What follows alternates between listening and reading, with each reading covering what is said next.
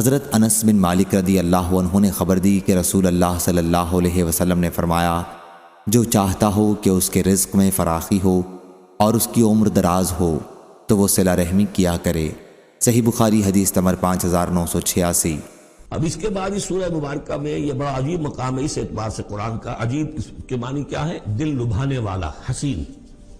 یہاں اللہ کے تقوی کا جو مقام اور مرتبہ واضح کیا جا رہا ہے اللہ کی نگاہ میں، اگر واقعتاً حقیقی تقوی ہے، صحیح تقوی ہے، قلب کا تقوی ہے، جیسا کہ حضور فرماتے تھے اپنے دست مبارک سے 3 مرتبہ آپ نے اشارہ کیا اپنے سیرہ مبارک کی طرف، التقوی ہا ہونا، التقوی ہا ہونا، التقوی ہا، تقوی یہاں ہوتا ہے۔ دل میں تقوی ہے تو تقوی ہے، باقی لباس اور وضاقت یہ ساری متقیوں کسی بنا لی اور اندر کا معاملہ نہیں ہے تو یہ بہروپ ہے، یہ تقوی نہیں ہے۔ لیکن حقیقی تقوی ہو تو پھر اس کا کیا مقام ہے؟ اب دیکھیے پہلی بات آ رہی ہے، وَمَن يَتَّقِ اللَّهَ يَجْعَلْ لَهُ مَخْرَجًا، جو شخص اللہ کا تقوی اختیار کرے گا اللہ اس کے لیے راستہ پیدا کر دے گا، جہاں بالکل نظر نہیں آئے گا کہ کوئی راستہ، اللہ راستہ پیدا کر دے۔ بالکل نظر نہیں آ رہا تھا موسیٰ کے ساتھیوں کو کہ اب کیسے بچیں گے، پیچھے لشکر آگے، آگے سمندر ہے، اللہ نے راستہ پیدا کیا۔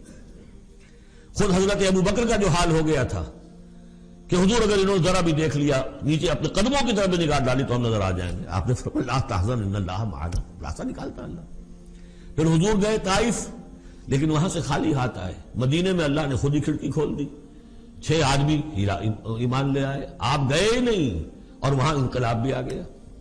عظیم، اس اعتبار سے اللہ مخرج پیدا کرتا ہے، تم صحیح طریقے پر چلتے رہو، تقوی اختیار کرو، صحیح راستے پر جد و جہد کرو، یہ کام اللہ پر چھوڑو۔ کب اسے منظور ہے اس کا کامیاب ہونا؟ جب ہوگا وہ راستہ ایسا کھول دے گا کہ تمہیں گمان بھی نہیں ہوگا، وَيَرْزُقْهُ مِنْ حَيْثُ لَا يَحْتَسِبُ، اور اسے رزق دے گا وہاں سے جہاں سے اسے گمان بھی نہیں ہوگا۔ اقامت دین کی جد و جہد ہو، غلبہ دین کی جد و جہد ہو، اپنے آپ کو اِنَّ صَلَاتِي وَنُسُكِي وَمَحْيَايَ وَمَمَاتِي اس کا فیصلہ کرنا ہو تو سب سے بڑی رکاوٹ آتی، کھائیں گے کیا؟ تو اللہ تو کہتا ہے راضی میں ہوں، ہے ایمان اور یقین اس پر، کر کے دیکھو تو صحیح، اس پر اعتماد تو کرو۔ لیکن یہ کہ اس پر اعتماد کرنا، توکل، بڑی مشکل بات ہے۔ وہ تو جتنا ایمان ہوگا اتنا ہی اعتماد ہوگا، اور گہرا ایمان ہوگا گہرا اعتماد ہوگا۔ وَمَن يَتَّقِ اللَّهَ يَجْعَلْ لَهُ مَخْرَجًا وَيَرْزُقْهُ مِنْ حَيْثُ لَا يَحْتَسِبُ وَمَن يَتَوَكَّلْ عَلَى اللَّهِ فَهُوَ حَسْبُهُ۔ یہ تو ابھی تقوی والے کی بات ہے کہ وہ وہاں سے رزق دے گا جہاں سے اسے ملے گا بھی نہیں، اور جس نے اللہ پر توکل کر لیا تو وہ اس کے لیے بہت کافی ہو جائے گا۔ توکل کر کے تو دیکھو، حسبہ، وہ اس کے لیے کافی ہے۔ یہاں تک فرمایا ہے حدیث قدسی میں، حدیث میں، من کان فی حاجت اخیہ کان اللہ فی حاجتہ، اگر کوئی مسلمان اپنے کسی بھائی کی ضرورت پوری کرنے میں لگ رہا ہے، اپنا وقت صرف کر رہا ہے، اللہ اس کی ضرورت پوری کرنی شروع کر دیتا ہے۔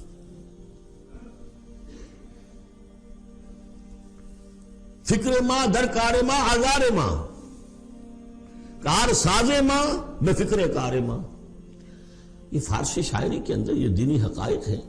کار ساز ماں بے فکر کار ماں، میرا کارساز میرے کاموں کی فکر کر رہا ہے، میں نے اپنے آپ کو اس کے کام کے لیے لگا دیا۔ وہ دنیا میں بھی ذرا سا بھی کوئی شریف انسان ہوگا، آپ اس کے ہو جائیں، وہ آپ کو چھوڑ دے گا پھر کہیں؟ شرافت ہو، مروت ہو اس میں، آپ اللہ کے بن کر تو دیکھیے، پھر وہ کارساز ہے۔ کارساز ماں بے فکر کار ماں، فکر ماں در کار ماں آزار ماں، جب میں اپنے معاملات کی فکر خود کرتا ہوں، کوئی نہ کوئی ٹھوکر کھاتا ہوں، کوئی نہ کوئی غلطی کرتا ہوں، آزار اپنے سر کے اوپر پیدا کر لیتا ہوں۔ اپنے آپ کو حوالے کرو، اس کا نام ہے تفویض الامر الی اللہ، افوض امری الی اللہ ان اللہ بصیر بالعباد۔